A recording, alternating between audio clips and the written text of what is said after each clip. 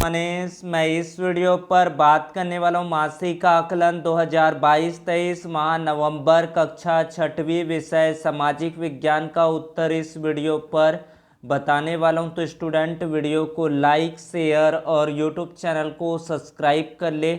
समय कितना रहेगा? 40 मिनट का रहेगा। पूर्णांक है 25 अंकों का, जिसमें 20 अंकों का लिखित प्रश्न रहेगा जिसको कालखंड पर पूरा करना है। 5 अंकों का प्रयोजना कार्य जिसको 2 से 3 दिनों पर लिख कर स्कूल में जमा करना है। तो मासिक आकलन 2022-23 माह नवंबर कक्षा 6 विषय सामाजिक विज्ञान एसएसटी का पूरा सॉल्यूशन प्रोजेक्ट सहित इस वीडियो पर बताने वाला हूँ।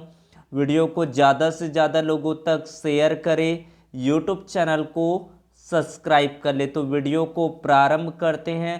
पीडीएफ अगर डाउनलोड करना चाहते हैं इसके लिए टेलीग्राम ग्रुप को ज्वाइन कर लीजिए, जिसका लिंक डिस्क्रिप्शन बॉक्स पर मिलेगा। तो सबसे पहले यहाँ पर वस्तुनिष्ठ प्रश्न दिया गया है। पहला प्रश्न, सारनाथ का स्तंभ बनवाया। सारनाथ का स्तंभ बनवाया बिंदुसार ने, सेल्यूकस ने, सम्राट अशोक ने, चंद्रगुप्त मौर्य ने। तो सारनाथ का स्तंभ बनवाया था सम्राट अशोक ने। सार्वजनिक संपत्ति नहीं है, इसको सार्वजनिक संपत्ति होता है जिसका सरकार पर अधिकार होता है। पुस्तकालय, रेलगाड़ी, ये सार्वजनिक संपत्ति। संपत्ति आपका घर होता है वो निजी संपत्ति कहलाता है, जिसमें कोई मालिक होता है उसी की संपत्ति होता है। पृथ्वी का कौन सा भाग ठोस चट्टानों से बना है? कौन सा भाग है जो चट्टान ठोस होता है, इसको बताना है।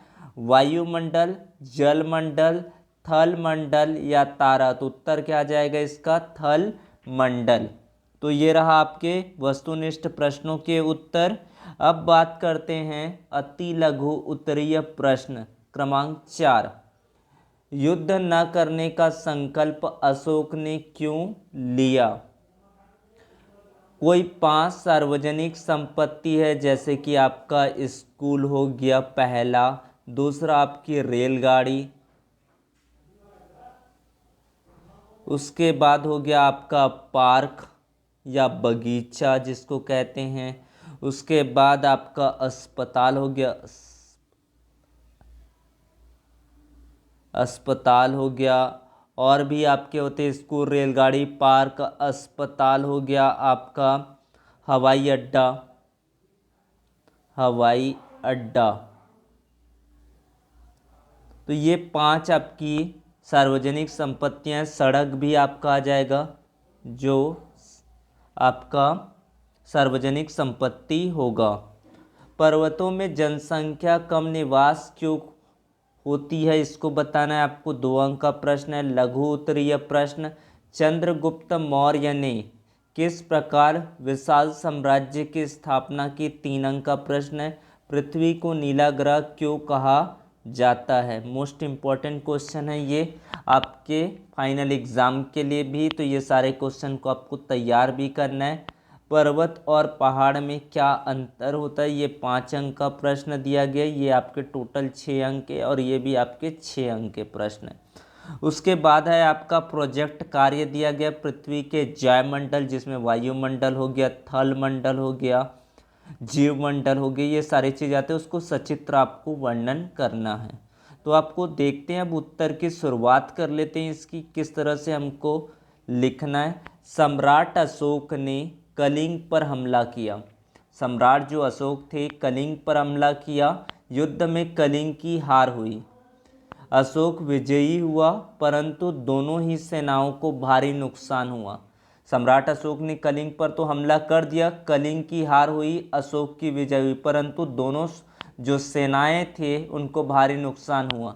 युद्ध में लाखों सैनिक मारे गए। लाखों सैनिक युद्ध में मारे गए, दोनों तरफ से घायल हुए थे। पीड़ित स्त्री बच्चों को देखकर अशोक को पीड़ा हुई, बहुत पीड़ा हुई। तब अशोक ने संकल्प किया कि अब वह कभी युद्ध नहीं करेगा। तो आपको समझ में आ गया होगा, सम्राट अशोक ने कलिंग पर हमला किया, कलिंग की हार हुई, अशोक का विजय प्राप्त हुआ, परंतु दोनों सेनाओं को भारी नुकसान हुआ, युद्ध में लाखों लोग मारे गए और घायल हुए। पीड़ित स्त्री और बच्चों को देखकर अशोक का मन पीड़ा से व्याकुल हुआ। तभी अशोक ने जो संकल्प लिया कि वो कभी युद्ध नहीं करेगा। उसके बाद आपको सार्वजनिक संपत्ति, अस्पताल, रेलगाड़ी, सड़क, पुस्तकालय, स्कूल, पार्क, हवाई अड्डा, ये सब क्या है, आपकी सार्वजनिक संपत्तियां होती है जिसमें सरकार का अधिकार होता है। सार्वजनिक के साथ साथ इसमें आपका लोगों का भी अधिकार होता है। सरकार तो आप बना देती है लेकिन इसका उपयोग सभी लोग कर सकते हैं। बात करते हैं आपके छठे प्रश्न का उत्तर, कठोर जलवायु होने के कारण। जलवायु वहाँ पर आपका कठोर होता है पर्वतीय क्षेत्रों में। जलवायु कठोर होने के कारण पर्वतीय क्षेत्रों यानी कि पहाड़ी क्षेत्रों में बहुत कम लोग निवास करते हैं। पर्वतों का धरातल खड़ी ढाल वाले होता है। कृषि योग्य भूमि की कमी होती है। आपको समझ में आ गया होगा, जलवायु एक कारण हो गया, कृषि योग्य भूमि नहीं होती, सिर्फ वहाँ पर आपकी सीढ़ीनुमा खेती हो सकती है जिनमें आप कम क्षेत्र पर ही उत्पादन किया जा सकता है। इस तरह से कठोर जलवायु होने के कारण पर्वतीय क्षेत्रों में बहुत कम लोग निवास करते हैं। पर्वतों का धरातल खड़ी ढाल वाला होता है। कृषि योग्य भूमि की कमी होती है। उसके बाद बात करते हैं आपके सातवें प्रश्न की उत्तर, चंद्रगुप्त मौर्य। चंद्रगुप्त मौर्य बहुत वीर और साहसी थे। चंद्रगुप्त जो मौर्य थे वो बहुत ही वीर, ताकतवर और साहसी थे। चाणक्य नाम का एक बुद्धिमान पंडित की मदद से चंद्रगुप्त ने मगध के राजा धनानंद को हरा दिया। किसकी मदद से हराया था? चाणक्य। उत्तर और पश्चिम के कई हिस्सों को जीतने के अलावा उसने सिकंदर के सेनापति सेल्यूकस को भी हराकर यूनानी राजाओं को आगे बढ़ने से रोक दिया। तो यहाँ पर आपको चंद्रगुप्त मौर्य के बारे में बताया जा रहा है। चाणक्य नाम का एक पंडित था जो चंद्रगुप्त ने मगध के राजा धनानंद को हराया, फिर सिकंदर के सेनापति सेल्यूकस को हराकर यूनानी राजाओं को आगे बढ़ने से रोक दिया। बाद में सेल्यूकस ने चंद्रगुप्त से मित्रता कर ली और मेगास्थनीज नामक राजदूत उसके पास भेजा। मेगास्थनीज नामक राजदूत भेजा। इस प्रकार चंद्रगुप्त ने अपने विशाल राज्य की स्थापना की। तो किस तरह से हुआ? ये आपने चाणक्य की मदद लिया, सेनापति सेल्यूकोस को हराया, सेल्यूकोस ने हाथ मिलाए, मित्रता की दोस्ती निभाई, मेगास्थनीज नामक राजदूत उसके पास भेजा। इस तरह से चंद्रगुप्त मौर्य का विशाल साम्राज्य की स्थापना किया। बात करते हैं आपके आठवें प्रश्न, पृथ्वी को एक नीला ग्रह कहा जाता है क्योंकि सतह का 66% हिस्सा पानी से ढका हुआ है। पृथ्वी को नीला ग्रह क्यों कहा जाता है? तो क्योंकि सतह है वो 66% हिस्सा पानी से ढका हुआ होता है। यह बाहरी स्थान से नीला दिखाई देता है, बाहर से देखने पर यह नीला प्रतीत होता है। पृथ्वी एकमात्र ऐसा ग्रह जिससे ज्ञात किया गया है कि उसमें पानी का अस्तित्व है। तो इस तरह से आपने इस उत्तर को देखा। बात करते हैं आपके पर्वत और पहाड़ में क्या अंतर होता है। पर्वत या पहाड़ आसपास की भूमि से ऊंचा वह भाग होता है। जो पर्वत होता है और पहाड़ होता है आसपास की भूमि से वह ऊंचा भाग होता है जो समुद्र तल से कम 2000 फीट या 600 मीटर ऊंचा, 2000 फीट या आपका 600 मीटर से ऊंचा हो, वही एक पहाड़ी आसपास की भूमि की तुलना में ऊंचा वह भाग होती है जिसकी ऊंचाई 2000 से कम होती है। तो इस तरह से आपको इसका उत्तर देना है। तो यहाँ से आपको समझ में आ गया होगा। अब बात करते हैं प्रयोजना कार्य का उत्तर, इसी भाग पर आपको बताएंगे। सबसे पहले आपका जैवमंडल में आपका आता है भूमंडल। पृथ्वी के ठोस भाग को भूमंडल कहा जाता है। यह भूपट्टी की चट्टानों, मिट्टी की पतली परतों का बना होता है। भूपट्टी की चट्टानों, मिट्टी की पतली परतों का बना होता है। जलमंडल, पृथ्वी को नीला ग्रह कहा जाता है। पृथ्वी का 71% भाग जल, 29% भाग स्थल है। जलमंडल में भी जल के सभी रूप क्या होते हैं, उपस्थित होते हैं। ये जलमंडल है।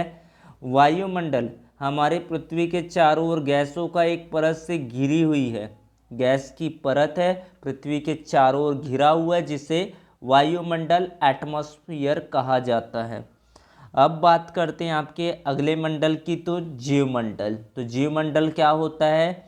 जीवमंडल स्थल, जल तथा हवा के बीच एक सीमित भाग है। यह वह भाग है जहाँ जीवन क्या है, मौजूद है। तो जीवमंडल वह स्थल है जहाँ जल हवा के बीच एक भाग है, वह भाग जहाँ पर जीवन होता है, लाइफ होती है, तो उसको कहा जाता है। इस तरह से आप यहाँ पर देख सकते हैं, ऊपर की ओर है आपका वायुमंडल, ये हिस्सा आपका वायुमंडल हो गया। यहाँ पर है आपका स्थल मंडल, ये हो गया आपका जयमंडल।